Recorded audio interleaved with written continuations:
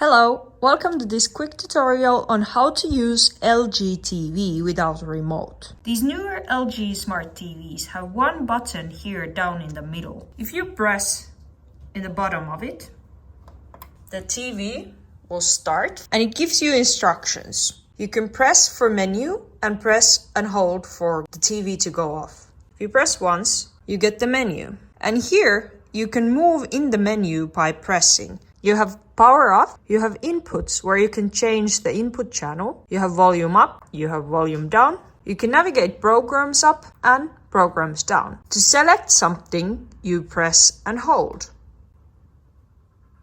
So, now we changed the input channel and we got the TV working. And now if we press and hold, we can close the TV. The control you have without a remote is quite limited, but you can do the basics. I hope this video was helpful. Thank you, and I'll see you in the next video.